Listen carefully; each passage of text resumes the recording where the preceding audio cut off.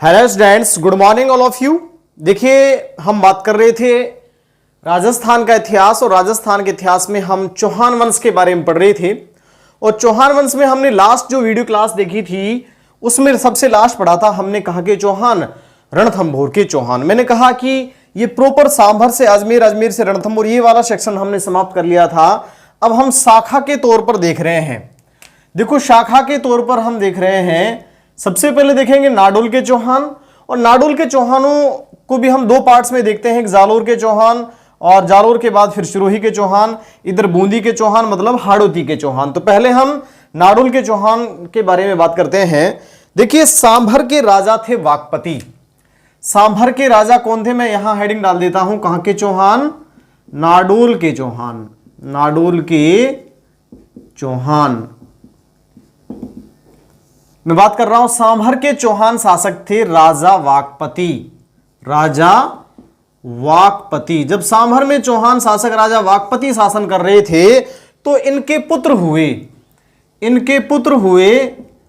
लक्ष्मण चौहान। कौन हुए?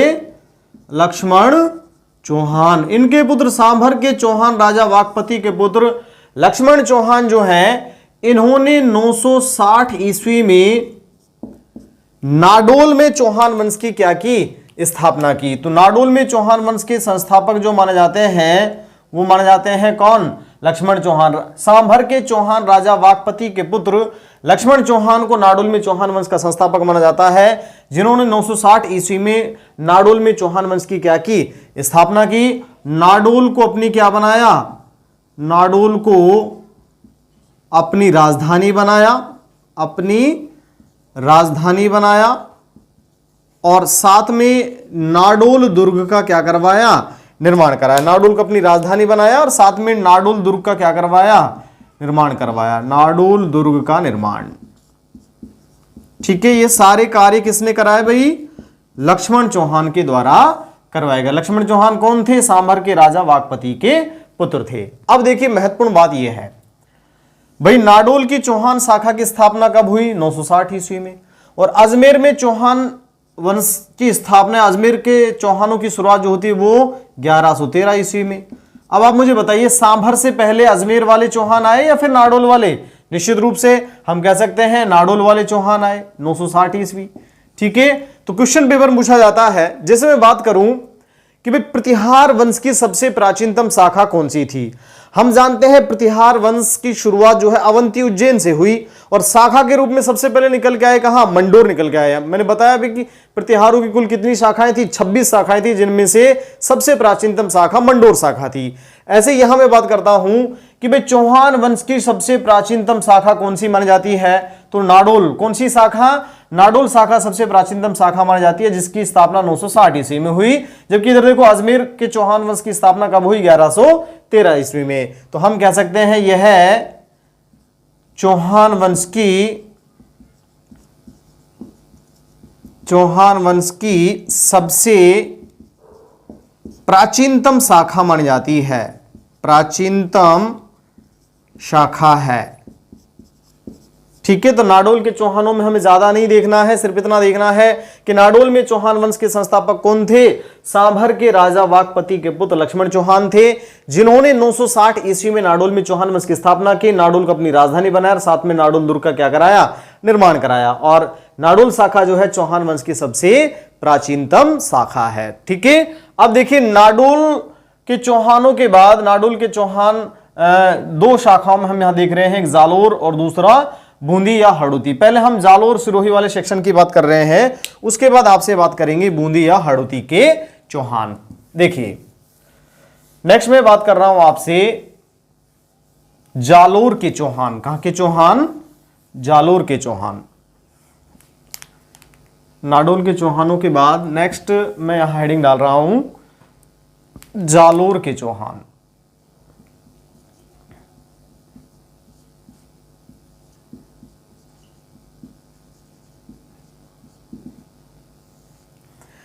देखिए, नाडोल में एक शासक थे।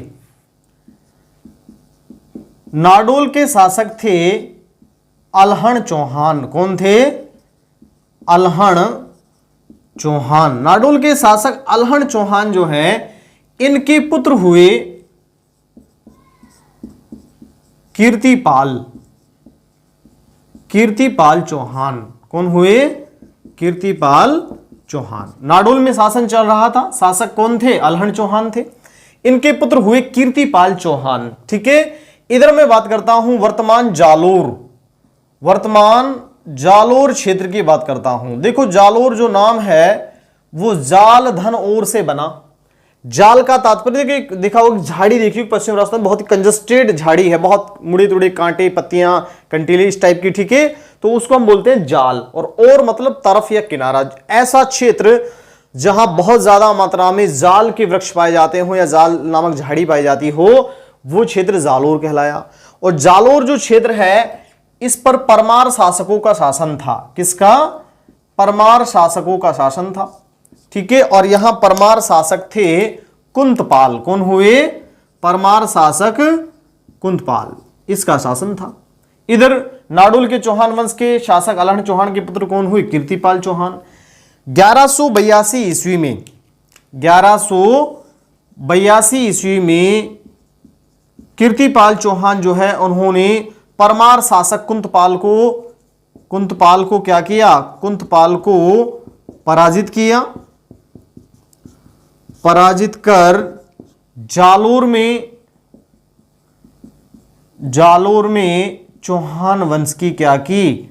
स्थापना की। जालोर में चौहान वंश की स्थापना की। तो अब मैं आपसे पूछूं कि भाई जालोर में चौहान वंश के संस्थापक कौन कहलाते हैं? कीर्तिपाल चौहान कहलाते हैं, जो कि नाडोल के चौहान शासक अल्हड़ चौहान के पुत्र हैं। इन्होंने 1182 ईस्वी में जालोर क्षेत्र के परमार शासक कुंतपाल को पराजित करके जालोर क्षेत्र में चौहान वंश की क्या की? स्थापना की।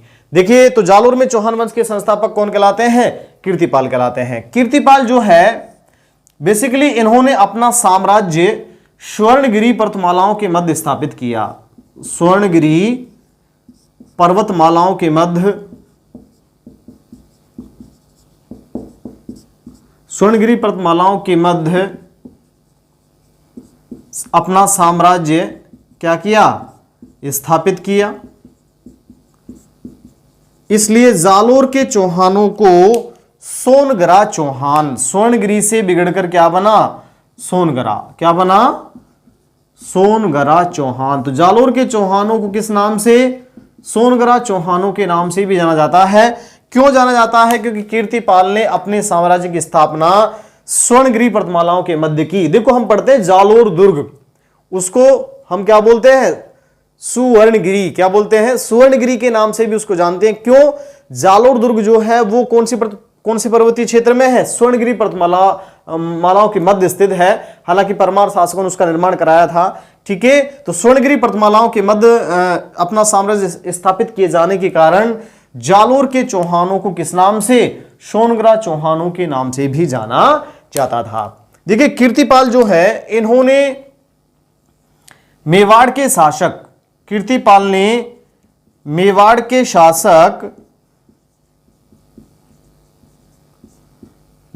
शासक हुए सामंत सिंह, मेवाड़ के शासक सामंत सिंह को पराजित किया, को पराजित कर चित्तौड़गढ़ दुर्ग पर अधिकार किया। चित्तौड़गढ़ दुर्ग पर अधिकार किया। तो देखो हम ये कह सकते हैं कि बहुत ही मजबूत शासक थे। कौन? कीर्तिपाल, जिन्होंने मेवाड़ के शासक सामंत, गोहिल वंश के शासक सामंत सिंह को पराजित करके चित्तौड़गढ़ दुर्ग पर क्या कर लिया? अधिकार कर लिया। ठीक है, तो चित्तौड़गढ़ दुर्ग पर अधिकार किया किसने? कीर्तिपाल। देखो कीर्तिपाल के बारे में एक विद्वान हुए हैं मुहणोत नैन्सी। कौन हुए हैं? मुहणोत नैन्सी। मुहणोत नैन्सी जो है, मुहणोत नैन्सी हम जानते हैं, मुहणोत नैन्सी बहुत बड़े दरबारी विद्वान और प्रधानमंत्री हुए हैं जोधपुर के शासक जसवंत सिंह राठौड़ प्रथम के। ठीक है, मुहणोत नैन्सी कीर्तिपाल के इस हम कह सकते हैं कि कीर्तिपाल के बारे में या इनके जो कार्य हैं इनके बारे में उन्होंने कहा कि भाई देखो कीर्तिपाल जो है इसको हम कीतु एक महान राजपूत, कीतु एक महान राजपूत, ओवरऑल हम ये कह सकते हैं कि मणोत नैन्सी ने कीर्तिपाल को कीतु एक महान राजपूत की संज्ञा दी। क्यों दी? देखिए, सबसे पहली बात तो इन्होंने जालोर के परमार शासक कुंतपाल को पराजित करके जालोर क्षेत्र में चौहान वंश की क्या की? स्थापना की। दूसरी बात, इन्होंने मेवाड़ के शासक कौन? सामंत सिंह को पराजित करके किस पर? चित्तौड़गढ़ दुर्ग पर क्या कर लिया? अधिकार कर लिया। इसलिए मणोत नैन्सी ने कीर्तिपाल के बारे में कहा कि कीतु एक महान राजपूत था। तो कीतु एक महान राजपूत की संज्ञा किसने दी? मणोत नैन्सी ने। ठीक है, तो देखो कीर्तिपाल के बारे में जानने के बाद इसके कीर्तिपाल के उत्तराधिकारी हुए, देखो ये सामंत सिंह है, लेकिन उत्तराधिकारी की मैं बात कर रहा हूं, तो कीर्तिपाल के उत्तराधिकारी हुए समर सिंह। कौन हुए? समर सिंह। नेक्स्ट में बात करूं आपसे, तो कीर्तिपाल के उत्तराधिकारी कौन हुए? समर सिंह। कीर्तिपाल जो है इनके उत्तराधिकारी हुए समर सिंह। ठीक है, देखो अभी मैंने बात की कि जालोर दुर्ग, कौन सा दुर्ग? जालोर जो दुर्ग है जिसको सुवर्णगिरी भी बोलते हैं, सुवर्णगिरी। चूंकि जालोर क्षेत्र पर परमारों का शासन रहा है, तो इसका निर्माण किसने कराया? परमार शासकों ने कराया।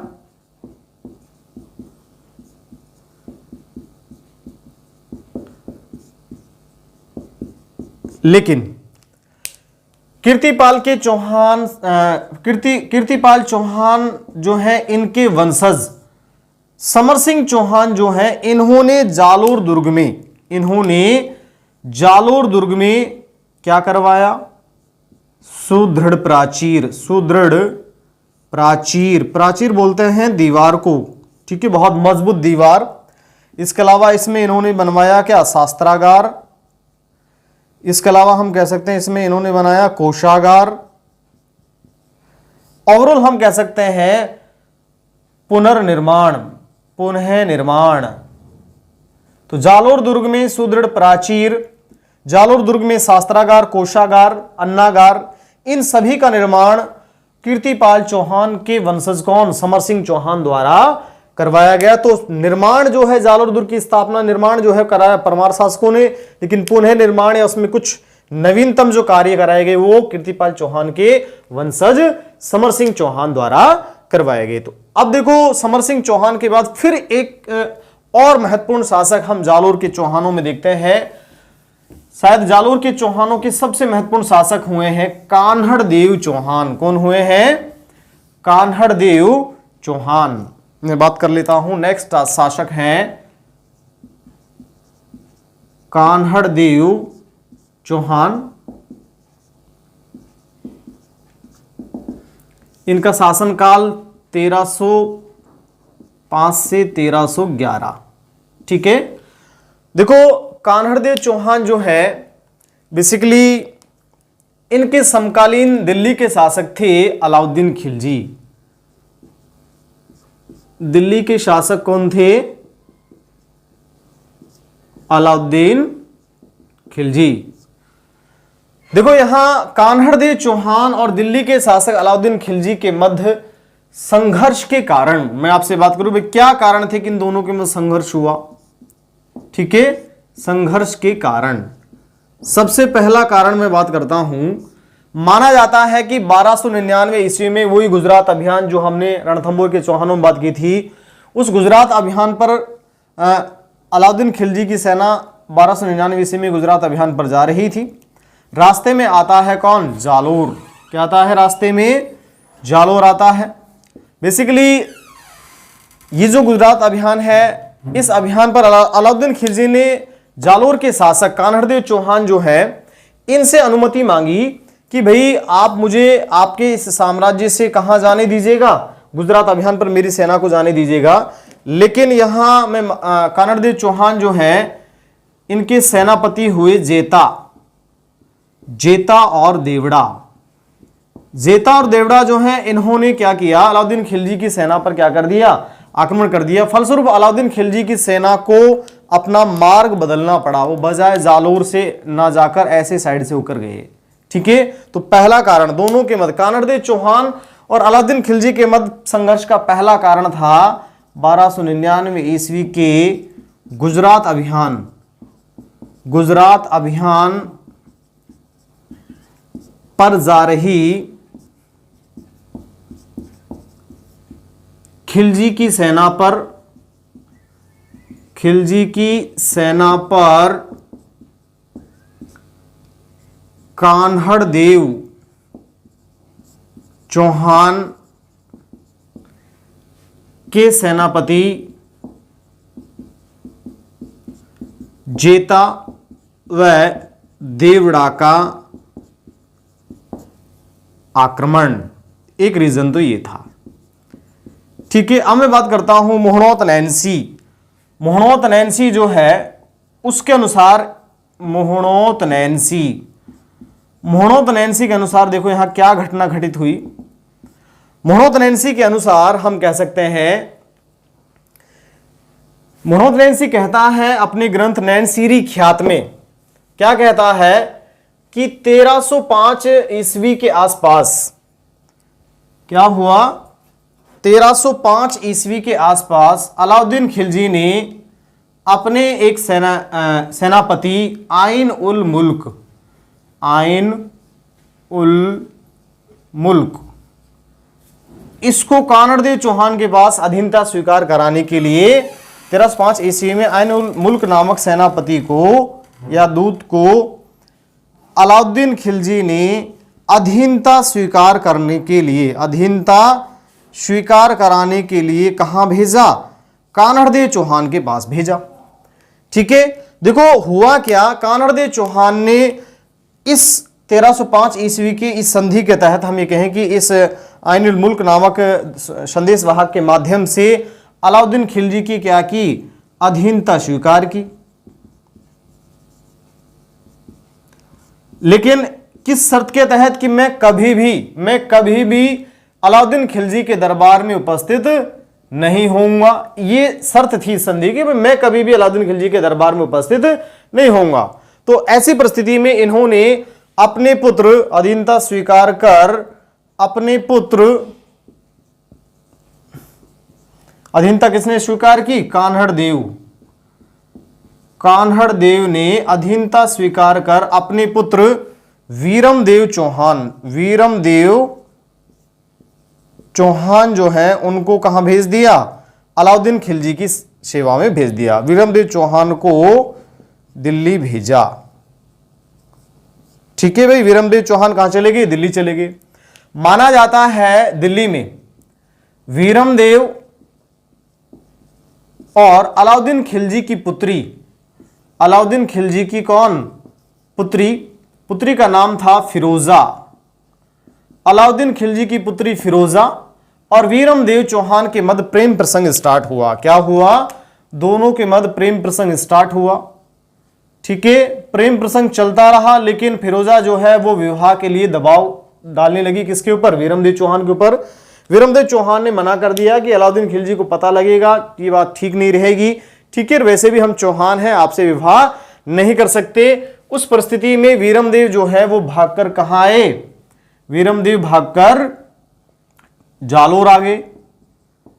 ठीक है, जब जालोर आए तो फिरोजा जो है उसने खाना पीना बंद कर दिया। ठीक है, फिरोजा उदास रहने लगी। फिरोजा की एक दासी थी गुले बिहिस्त। क्या थी, गुले बिहिस्त। फिरोजा की दासी का नाम क्या था, गुले बिहिस्त। इसको पता लगा कि भाई इसने पूछा क्या बात है, आजकल खाना पीना किस प्रकार से छोड़ रखा है। तो उस परिस्थिति में सारी बातें बताई गई। ये सारी बातें फिर गुले बिहिस्त के माध्यम से अलाउद्दीन खिलजी को पता चली। गुले बिहिस्त जो है वो उन्होंने भारी भरकम सेना ली और उस भारी भरकम सेना को लेकर वो कहां पहुंची, जालोर पहुंची। जालोर जब ये पहुंची तो माना गया कि जालोर में गुले बिहिस्त ने जाकर के क्या किया, जालोर में कान्हड़ देव चौहान को क्या कर दिया, पराजित कर दिया। कान्हड़ देव चौहान को गुले बिहिस्त के द्वारा क्या कर दिया गया, पराजित कर दिया गया। और वीरमदेव जो है इनका सिर काटकर दिल्ली ले जाया गया। कहां ले जाया गया, सिर काटकर दिल्ली ले जाया गया। देखो जब सिर काटकर दिल्ली ले जाया गया तो जब फिरोजा को इस बात का पता चला, फिरोजा को बड़ी उम्मीद थी कि वीरमदेव को जीवित ही लाया जाएगा, लेकिन नहीं था। फिरोजा वास्तविक प्रेम करती थी किससे, वीरमदेव से। ठीक है, तो फिरोजा ने क्या किया, इस सिर को दफनाया और दफनाने के बाद स्वयं जो है यमुना नदी में कूदकर इन्होंने क्या कर ली, आत्महत्या कर ली। क्या कर ली, आत्महत्या। यमुना नदी में कूदकर क्या कर ली, आत्महत्या कर ली। किसने, फिरोजा ने। और वीरमदेव के सिर का क्या कर दिया, दाह संस्कार कर दिया। तो ये एक घटना है। ये पूरी घटना हमें किसके अकॉर्डिंग मिलती है, मोहनोत नैन्सी री ख्यात नामक ग्रंथ के अनुसार कि भाई ऐसा हुआ 1305 ईस्वी में। ये आइन उल मुल्क नामक सेनापति या दूत जो है कहाँ गया, कानड़ देव के पास गया। कानड़ देव ने अधीनता स्वीकार की और अधीनता स्वीकार कर अपने पुत्र वीरमदेव को कहाँ भेज दिया, दिल्ली भेज दिया। दिल्ली में प्रेम प्रसंग स्टार्ट हुआ। इस प्रेम प्रसंग के तहत गुलेबिस्त आई और उसने कानड़ देव को पराजित किया और वीरमदेव का सिर काट कर दिल्ली ले गई। दिल्ली ले जाने पर फिरोजा जो है उसको बहुत अच्छा नहीं लगा। उसने सिर का क्या कर दिया, अंतिम संस्कार करने के बाद खुद यमुना नदी में कूद कर क्या कर ली, आत्महत्या कर ली। ये बात कहता है मोहनोत नैन्सी। ठीक है, अब मैं आपसे आगे बात करता हूं। जो भी कारण रहा, ठीक है, चाहे कारण गुजरात अभियान पर जारी सेना पर आक्रमण रहा हो और चाहे कारण क्या रहा हो, चाहे कारण रहा हो फिरोजा वीरमदेव का प्रेम प्रसंग। तो दूसरा कारण हम शॉर्ट में लिख सकते हैं, फिरोजा वीरमदेव का प्रेम प्रसंग। यहां मैं अगर लिखना चाहूं तो ऐसे लिख सकता हूं, फिरोजा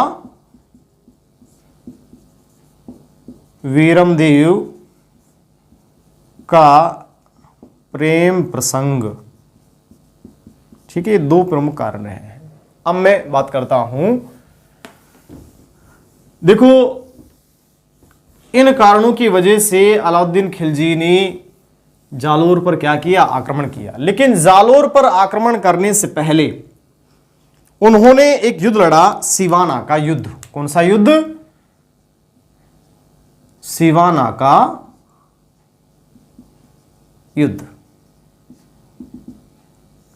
सिवाना का युद्ध जो है ये हुआ 2 जुलाई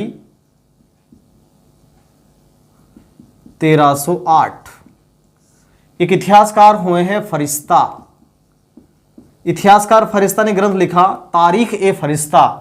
फरिश्ता के अनुसार यह युद्ध कब हुआ, 1310 ईस्वी में हुआ। जो भी रहा, देखो सिवाना जो है, सिवाना दुर्ग जो है इसे कहा जाता है सिवाना दुर्ग। इसे क्या कहा जाता है, जालोर दुर्ग की कुंजी। जालोर दुर्ग की कुंजी कहा जाता है, पहली बात। ठीक है, दूसरी बात इसे कहा जाता है मारवाड़ के शासकों की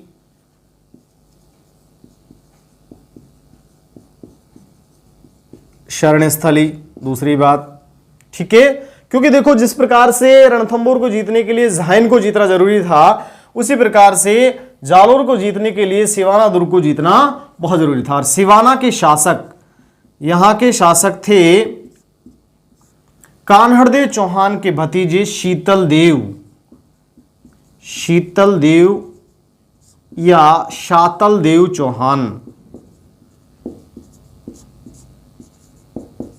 ठीक है, माना जाता है 2 जुलाई 1308 ईस्वी को क्या हुआ, अलाउद्दीन खिलजी और शीतल देव या सातल देव चौहान के बाद क्या हुआ, युद्ध हुआ।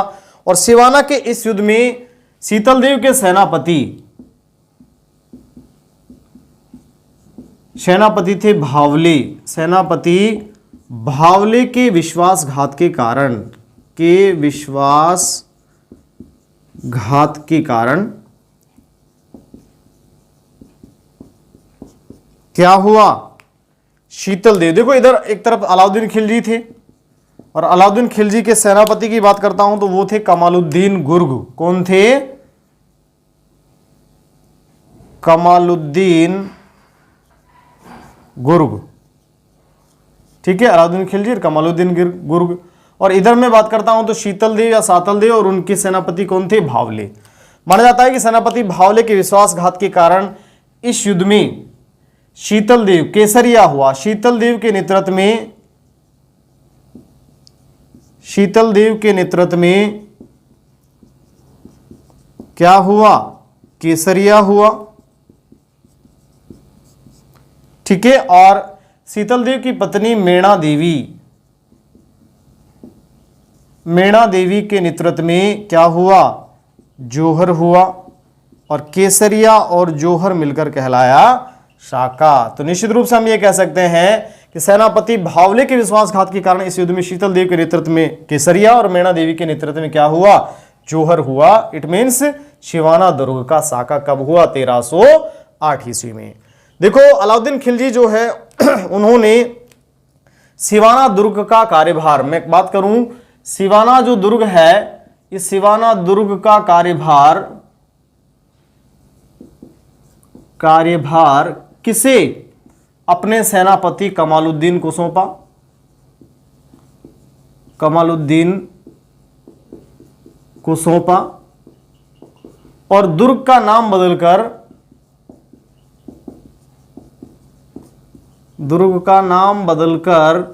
क्या रखा, खैराबाद। सिवाना दुर्ग का नाम बदलकर क्या रखा गया, खैराबाद रखा गया। ठीक है भाई, देखो अलाउद्दीन खिलजी जो है उन्होंने सिवाना दुर्ग का नाम बदलकर क्या रख दिया, खैराबाद रख दिया। और सिवाना दुर्ग का कार्यभार जो है वो किसको सौंपा, अपने सेनापति कमालुद्दीन गुर्ग को सौंपा। तो इस प्रकार से देखो ये युद्ध हुआ, कौन सा युद्ध, सिवाना का युद्ध 2 जुलाई 1308 ईस्वी को हुआ। इतिहासकार फरिश्ता कहते हैं अपने ग्रंथ तारीख फरिश्ता में कि भाई ये युद्ध 1310 ईस्वी को हुआ। सिवाना जो दुर्ग है इसे जालोर दुर्ग की कुंजी और मारवाड़ के शासकों की शरणस्थली के नाम से जाना जाता है। ठीक है, सिवाना के शासक थे इस समय शीतल देव और या सातल देव चौहान, जो कि कानड़ देव चौहान के भतीजे थे। इनके सेनापति भावले के विश्वासघात के कारण इस युद्ध में शीतल देव जो हैं उनके नेतृत्व में केसरिया हुआ, और शीतल देव की पत्नी मीणा देवी जो हैं उनके नेतृत्व में क्या हुआ, जौहर हुआ। केसरिया और जौहर मिलकर क्या, साका कहलाते हैं। बेसिकली सिवाना दुर्ग का साका 1308 ईस्वी में हुआ। ठीक है, इस युद्ध के पश्चात अलाउद्दीन खिलजी ने सिवाना दुर्ग का कार्यभार अपने सेनापति कमालुद्दीन गुर्ग को सौंपा और सिवाना दुर्ग का नाम बदलकर क्या रख दिया, खैराबाद रख दिया। तो ये सबसे पहले हुआ कौन सा युद्ध, सिवाना का युद्ध। उसके बाद फिर मैं बात करता हूं सिवाना के युद्ध के पश्चात जालोर का युद्ध। कौन सा युद्ध, सिवाना को जीतने के पश्चात अलाउद्दीन खिलजी कहां बढ़ा, जालोर की ओर बढ़ा। तो नेक्स्ट अगला जो युद्ध है वो कौन सा युद्ध हुआ, जालोर का युद्ध। नेक्स्ट मैं बात कर लेता हूं कौन सा युद्ध, जालोर का युद्ध। देखो जालोर का युद्ध हुआ 1311 ईस्वी में। 1311 ईस्वी में मैं बात करता हूं जालोर के शासक कौन है, कान्हड़ देव चौहान, वीरमदेव चौहान। ठीक है, इसके अलावा कान्हड़ देव चौहान के भाई हैं सोनगरा मालदेव। ठीक है, मैं यहां लिख देता हूं, ये तो इसके पुत्र थे और ये इसके क्या थे, भाई थे। एक और व्यक्ति थे दहिया राजपूत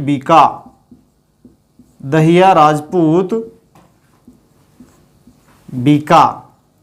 ये क्या थे, सेनापति थे। क्या थे, सेनापति। किसके, कान्हड़ देव चौहान के। और दूसरी ओर मैं बात करता हूं, दूसरी ओर कौन थे, अलाउद्दीन खिलजी वर्सेस अलाउद्दीन खिलजी। ठीक है भाई, देखो ये जो युद्ध है, ये मैं आपको बात जो पूरी इस युद्ध की घटना जो है मैं बता रहा हूं कौन से ग्रंथ के अनुसार। एक ग्रंथ है कान्हड़ दे प्रबंध। ठीक है, इसके अलावा एक और ग्रंथ में बात करता हूं, दूसरा ग्रंथ है वीरम दे सोनगरा री बात। ये 2 ग्रंथ हैं। इन दोनों ग्रंथों की रचना गुजराती भाषा में, कौन सी भाषा में, गुजराती भाषा में की गई। किसके द्वारा की गई, एक विद्वान थे पद्मनाभ द्वारा इन ग्रंथों की क्या की गई, रचना की गई। कान्हड़ देव प्रबंध और वीरमदेव सोनगरारी बात। इन दोनों ग्रंथों में जालोर के चौहानों की घटनाएं, जालोर का युद्ध वगैरह जो है इनके बारे में जानकारी प्राप्त होती है। तो इन ग्रंथों के अनुसार ये पूरी हम कह सकते हैं कि एक तरफ कान्हड़ देव चौहान, उनके पुत्र वीरमदेव, उनके भाई सोनगरा मालदेव और सेनापति कौन थे, दहिया राजपूत बीका थे। और इधर दूसरी ओर अलाउद्दीन खिलजी की विशाल सेना। एक भयानक युद्ध हुआ 1311 ईस्वी में। इस युद्ध में दहिया राजपूत बीका जो है उन्होंने कानड़देव चौहान के साथ क्या किया, विश्वासघात किया। ठीक है, हालांकि देखो दहिया राजपूत बीका ने, जैसे मान लो कल युद्ध होने वाला है तो आज शाम को ही अपनी पत्नी से जिक्र कर रहा था कि बहुत अच्छे दिन अब हमारे आने वाले हैं, हो सकता है कि नेक्स्ट हम जालोर के क्या बन जाएं, शासक बन जाएं। कि भाई वो कैसे, कि देखो इस युद्ध में हम कानड़देव चौहान के साथ विश्वासघात करने वाले हैं। लेकिन राजपूत छतरानी को यह बात पसंद नहीं आई। युद्ध होने से पहले ही दहिया राजपूत बीका की क्या कर दी गई, इसकी पत्नी द्वारा इसकी हत्या कर दी गई। ठीक है, कि आप अपने स्वामी के साथ इस प्रकार से विश्वासघात कर रहे हैं तो आपके ऊपर हम कैसे विश्वास कर ले। ऐसी परिस्थिति में दहिया राजपूत बीका की इसकी पत्नी द्वारा ही क्या कर दी गई, हत्या कर दी गई। तो युद्ध हुआ। इस युद्ध में चूंकि हम जानते हैं अलाउद्दीन खिलजी की विशाल सेना थी, कानड़देव चौहान स्वाभिमानी शासक जरूर थे लेकिन इतने शक्तिशाली नहीं थे कि वो अलाउद्दीन खिलजी की सेना का सामना कर सके। इस युद्ध में कानड़देव चौहान के नेतृत्व में जोहर हुआ। कानड़देव चौहान के नेतृत्व में क्या हुआ, केसरिया हुआ। ठीक है, कानड़देव चौहान की पत्नी जेतल देवी के नेतृत्व में क्या हुआ, जोहर हुआ। और यह कहलाता है जालोर दुर्ग का पहला साका। ठीक है, कानड़देव चौहान वीरगति को प्राप्त हुए केसरिया करते हुए, साथ में वीरमदेव चौहान वीरगति को प्राप्त हुए। दहिया राजपूत जो है इनकी पहले हत्या कर दी गई। और हम कह सकते हैं कि इस युद्ध में कानड़देव चौहान, उनके पुत्र वीरमदेव चौहान लड़ते हुए, केसरिया करते हुए वीरगति को प्राप्त हो गए। कानड़देव चौहान की पत्नी जेतल देवी के नेतृत्व में क्या हुआ, जोहर हुआ। इस प्रकार से यह हुआ जालोर दुर्ग का पहला साका। देखो युद्ध के पश्चात जीवित शेष बचे कौन, सोनग्राम मालदेव। देखो इस युद्ध के पश्चात अलाउद्दीन खिलजी जो है उन्होंने सबसे पहली बात तो जालोर दुर्ग का नाम बदलकर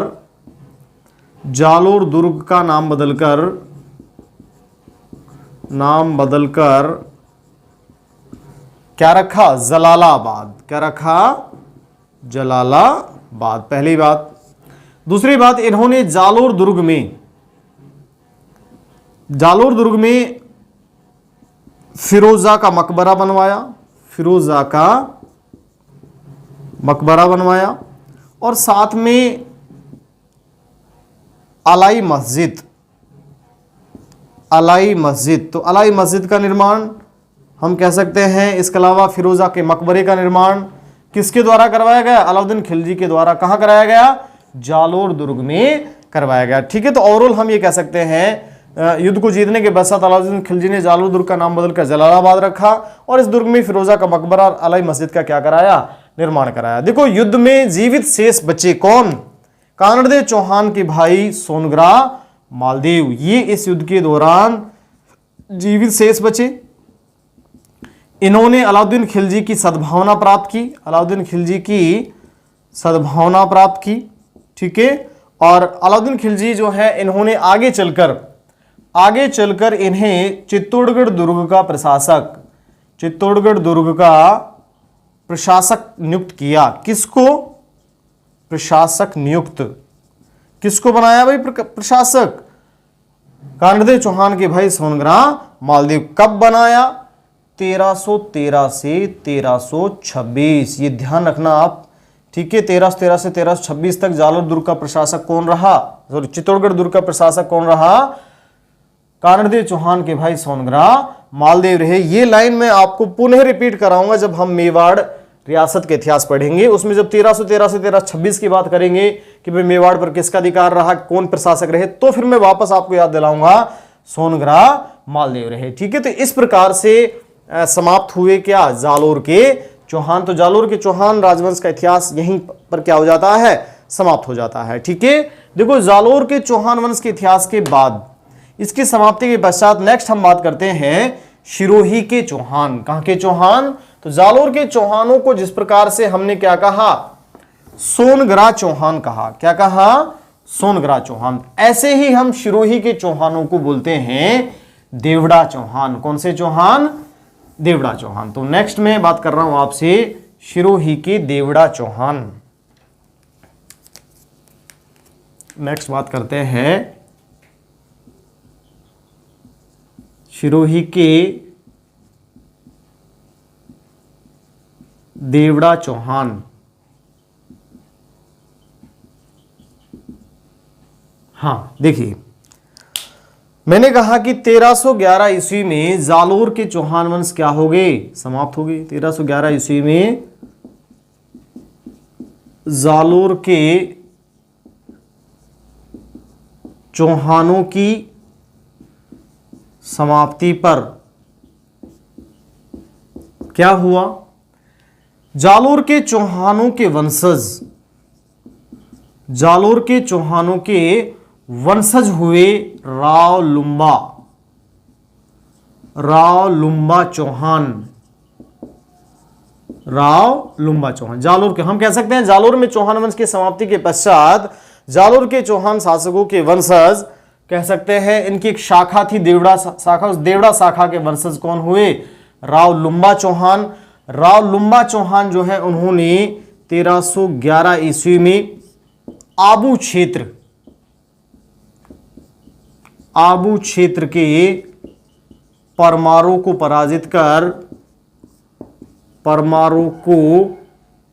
पराजित कर यहां चौहान वंश की क्या की, चौहान वंश की स्थापना की। ठीक है भाई, तो 1311 ईस्वी में राव लुम्बा चौहान द्वारा आबू क्षेत्र के परमारों को पराजित करके यहां चौहान वंश की क्या की गई, स्थापना की गई। इन्होंने चंद्रावती को अपनी राजधानी बनाया। राजधानी की बात करता हूं तो राजधानी क्या बनाई गई, चंद्रावती। मैंने देखो पढ़ाया आपको, आबू क्षेत्र के परमारों की राजधानी क्या थी, चंद्रावती थी। ठीक है, उसके बाद देखो आगे चलकर राव लुम्बा चौहान के वंशज हुए, राव लुम्बा चौहान के वंशज हुए, वंशज का नाम था शिवहान चौहान, और शिवहान चौहान की पुत्र सहसमल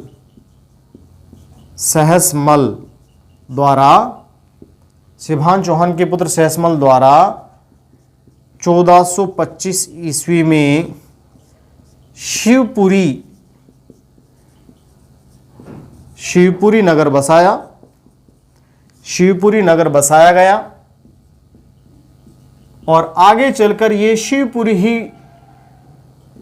शिवपुरी नगर ही आगे चलकर क्या बन गया, सिरोही बन गया। शिवपुरी से बिगड़कर ये क्या बन गया, सिरोही। तो सिरोही की स्थापना हम कह सकते हैं, सिरोही या शिवपुरी की स्थापना 1425 ईस्वी में शिवहान चौहान के पुत्र किसके द्वारा, सहसमल के द्वारा की गई। ठीक है, तो आगे चलकर सिरोही इनकी राजधानी बना।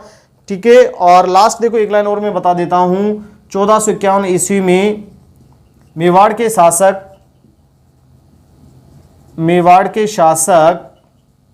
कौन, राणा कुंभा। मेवाड़ के शासक राणा कुंभा जो है उन्होंने सिरोही के साम्राज्य को अपने साम्राज्य में शामिल कर लिया। सिरोही को कहां शामिल कर लिया, मेवाड़ के साम्राज्य में शामिल कर लिया। ठीक है, बीच बीच में देखो सिरोही का कोई ऐसा लंबा चौड़ा इतिहास नहीं रहा है, बीच बीच में कुछ शासक और आते रहेंगे। ठीक है, और कभी कभी ये मेवाड़ के अधिकार क्षेत्र में चला जाएगा, कभी स्वतंत्र हो जाएगा। तो इस प्रकार से कंटिन्यू कोई लंबा चौड़ा इतिहास नहीं रहा है सिरोही का। जहां जहां शासकों की जरूरत पड़ेगी वहां वहां कुछ शासकों के बारे में हम आपसे और डिस्कशन करेंगे। तो इस प्रकार से ये हमारा जालोर के चौहानों के बाद सिरोही के चौहान, एक बार मैं फिर बात करता हूं। जालोर के चौहान शासकों की समाप्ति के पश्चात 1311 ईस्वी में जालोर के चौहानों के वंशज राव लुम्बा चौहान द्वारा आबू क्षेत्र के परमारों को पराजित करके यहां चौहान वंश की क्या की, स्थापना की। तो हम कह सकते हैं सिरोही में चौहान वंश के संस्थापक कौन, राव लुम्बा चौहान कहलाए। राजधानी प्रारंभिक तौर पर चंद्रावती थी, जो परमारों की राजधानी भी रही है।